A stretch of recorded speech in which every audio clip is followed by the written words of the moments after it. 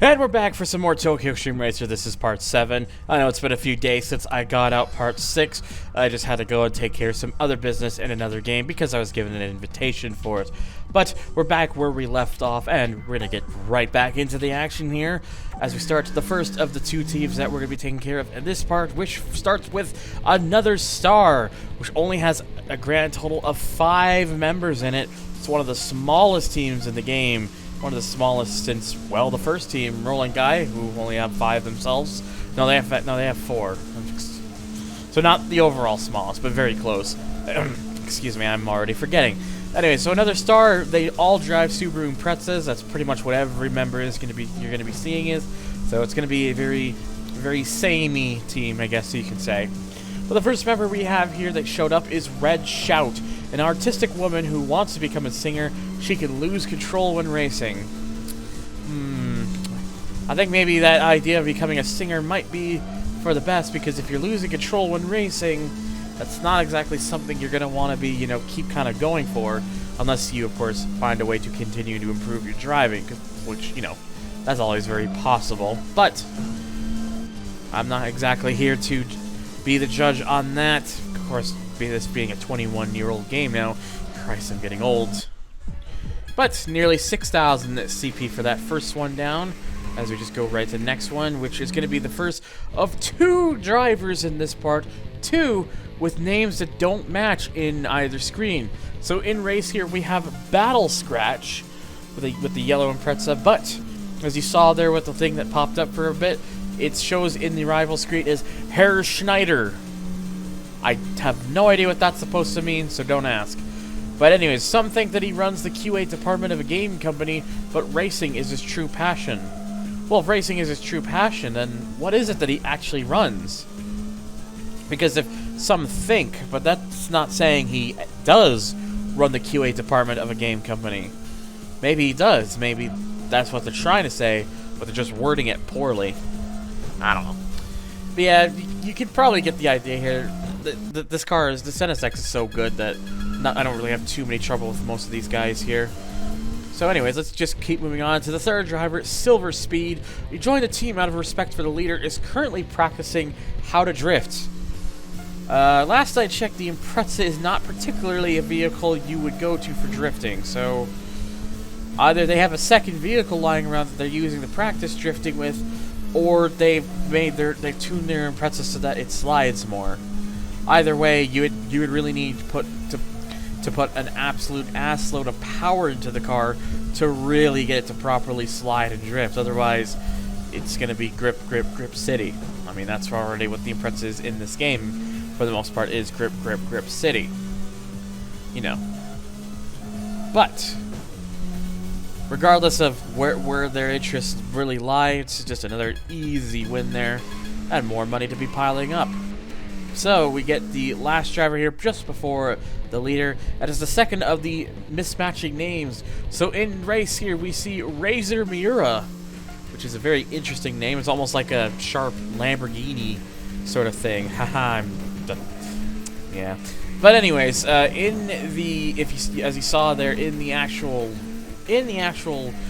menu for when in the rival screen, it shows as Master Burke.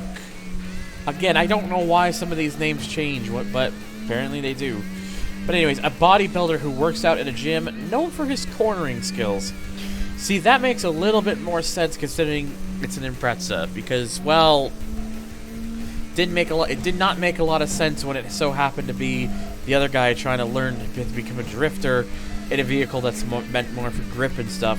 But Master Burke, or sorry, Razor Miura, seems to have the idea of what this car is best capable of down, for being, skills through cornering. I don't know. I just have the habit of looking into this too much, but it is what it is.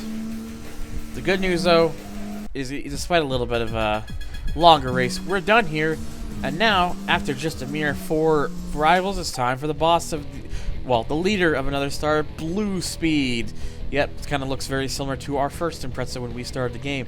A natural genius who can aim for and hit a can on the road when drifting. I mean, that's always a nice talent to see, is being able to hit things on the road when drifting. You better hope it still remains a can. Yeah. Again, drifting, Super Impreza, pick one. Again, it's not that Imprezas can't drift. We've seen Imprezas before, but usually most people who take Imprezas for drifting drivetrain swap it so that the power goes all to the rear wheels. Either that, or they basically torque split converter, whatever, weight distribution, anything that can help get the car to get the back end out more.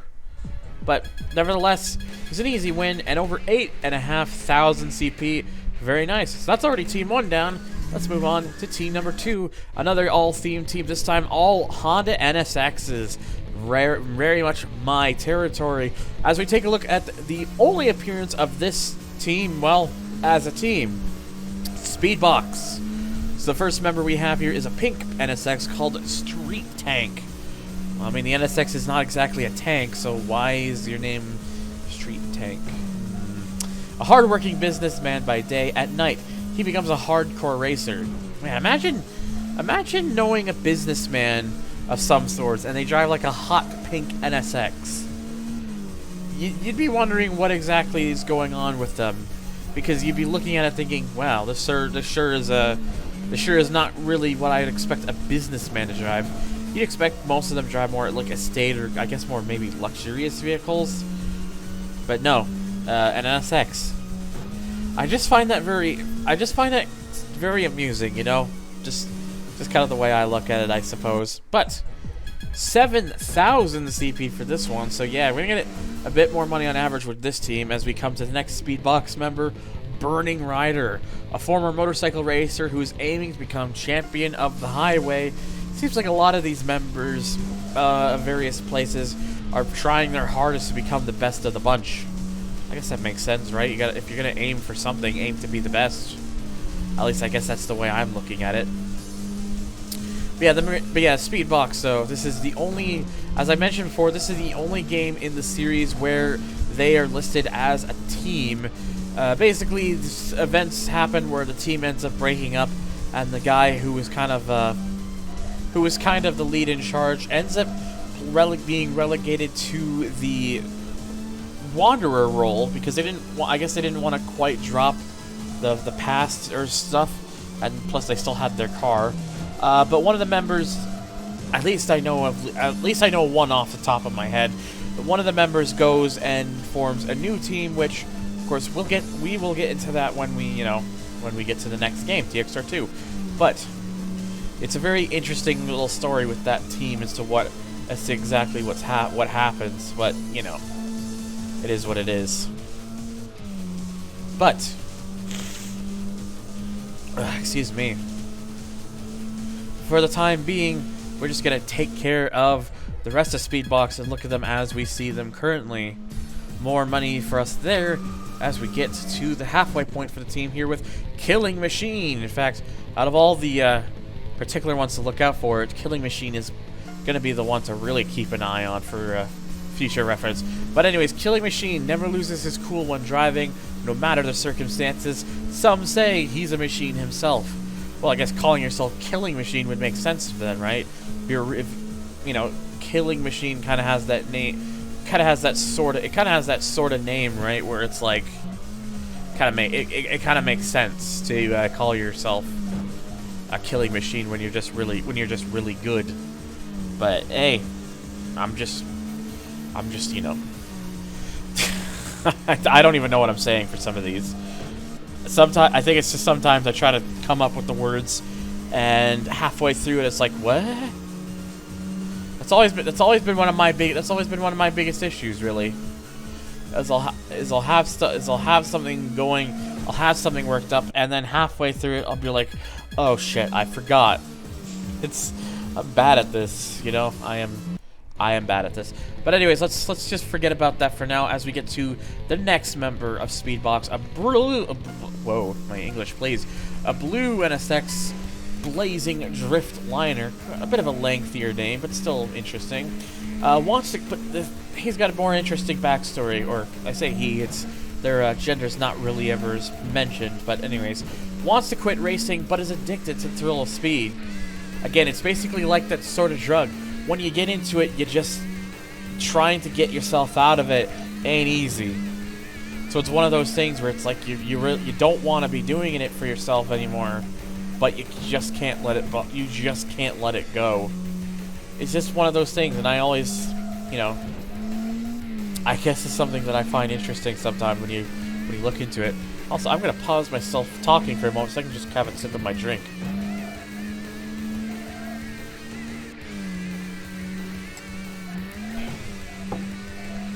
Okay, I have done and taken care of that now. Man, I'm just trying to get a little bit more comfortable here. By the way, nope, I've already forgot what I was gonna say. See, I told you, I wasn't lying. I'll have something worked up and then suddenly it just goes, whoop, it's gone. But anyways, last member of Speedbox before we get to the leader. Yep, there's only 6 in this team, so one of the shorter parts for this one because there's not as many members we have to face at this point in the game, but at least for these 2 teams. But anyways, we have here Max Araki, an ace pitcher for a pro baseball team who races secretly at night.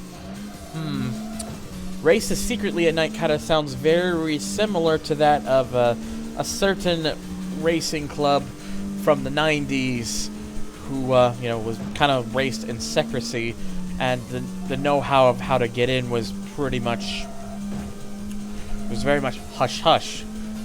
I'm pretty sure many of you will know exactly what club I am talking about. Hell, the name of it was an inspiration for another racing franchise.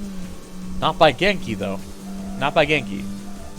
By Angel Games, who would later become Rockstar San Diego. You can see where this is going. Anyways, the important news, though, is that we now have all the regular members of Speedbox down. So now it's time for the leader, Times Cloud, with a bright red NSX, an engineer for an auto manufacturer who is obsessed with every last detail of his car. Every last detail. Doing the best that he can to get the most out of his car. Which you know, makes sense. You want your car to be as good as you possibly can. So trying to get more out of it, you know, it just makes sense. But oh jeez, excuse me. But anyways, one of the things I love about Speedbox logo wise, because of course this is the leader, so you see the different logo variation. Only game to have like a variation with logos, by the way. Every game after this, everyone would all just have the same logo. You can notice if you look closely at that Speedbox logo, you'll see what looks to be a familiar red H behind the engine. Yeah, it's very clear they're trying to somewhat sneak in a Honda logo, and they kind of tweaked it around a bit so it was slightly different, and also that it was partially covered by the engine. It was very clear they knew what they were doing with that one. But anyways, over 11,000 CP, very good. But we ain't done yet, because now it's time for the second member of the Four Devils, Exhaust Eve, with a kind of like a gentle pink Supra with a green and red racing stripes. Normally a quiet office worker, her second personality, Eve, appears on nights with a full moon. Why specifically only nights with a full moon? Especially, you know, during situations where they appear on the track like this. What if it's not a full moon? Does that mean we don't see Eve's personality? Does that just mean it's the quiet office worker that's racing? Which would seem a little ridiculous. It's clearly just Eve. Let's be real here. But yeah, you can kind of tell there that just was doing my part to try to keep him behind. For being a Supra, it sure is one fast Supra to say the least. Of course, you probably would have expected that, though, considering what point we are here in the game. Good news is, however, despite the close attempts of potentially falling behind the Supra, we got them down and a whopping 51,722 CP. That's a lot of money. Heading into the replay now. See you in a bit.